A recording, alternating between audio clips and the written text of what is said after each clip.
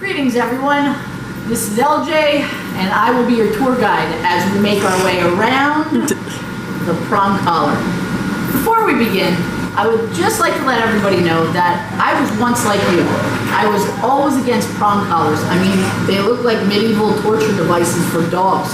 I never wanted to use one of these for my dog, but if I knew then what I know now, I would only use a prong collar for my dog. Prong collars are used to keep your dog under control during walks, and this is why we use them. We use them to help people walk their dogs without their dog pulling them down the road. So, let's talk about the parts of the prong collar. So, this is the prong collar. This right here is a prong. So, the prong collar itself sometimes can be a little intimidating to put on. A lot of people struggle with connecting the prongs together, but it's very simple. I'm going to show you right now. Plain and simple. This is the prong. These are the two loops. You're going to squeeze the prong together and insert the ends into the two loops and pull. And that will secure your prong collar. You're going to make sure that everything is connected. The other part of the prong collar is the D-ring. The D-ring is a swivel ring, and that's where you're going to be connecting your leash. And then there is the O-ring in the middle. It's an O, in case you didn't notice. So, the O-ring helps to put a stop on the prong collar so you're not choking your dog when the prong collar is on.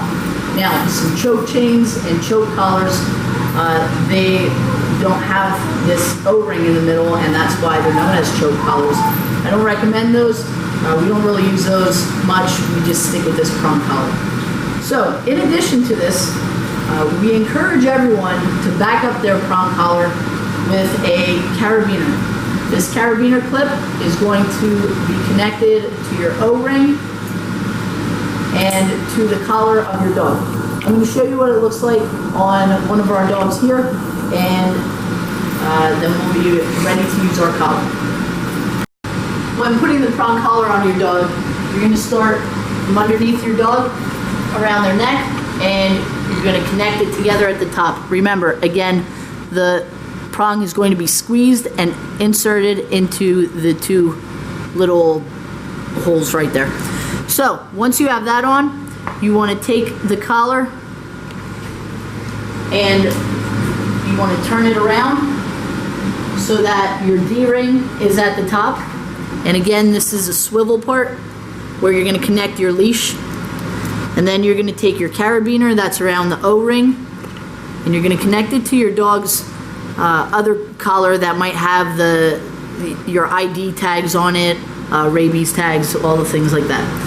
So, once you have that on, you want to make sure that the collar is closer to the top of their head, closer towards their ears. You don't want it down around the base of their neck. You want it more towards the top because that's where they're going to receive the best communication. So, the prong collar is used as a communication device between you and your dog. Whether you're using that communication for your dog because it's pulling, or whether you're using it as a tool for basic obedience. Either way, it is a tool that is helping you to communicate with your dog. Obviously, dogs don't speak English, and obviously, we don't speak dogs. So the only way, or one of the only ways that we can communicate with them is through the prong collar. What we do when starting a dog off with the prong collar is we go through a pressure on, pressure off process. We do something called the prong dance. So when we're teaching a dog to use the prong collar, we start off by walking with them, and as they pull, we apply some pressure, and that pressure is communication to them that they're going too far. So we give a little bit of a tug, and we communicate to them that, hey, you're going too far, and as they come towards us, the pressure is off. So eventually they'll learn that while you're walking or when you're using any basic obedience commands, that if they're not listening, they feel that pressure and they want to get rid of that pressure. So what they do is they come back to you and that pressure is off. So they're now learning that when the pressure is off, it feels good. It feels better to have the pressure off than to have the pressure on. Stop. So we're matching tables. Okay. So, in terms of the prong dance, it looks a little bit like this. Bella, come. So it's pressure on, and when she follows me, it's pressure off. Pressure on,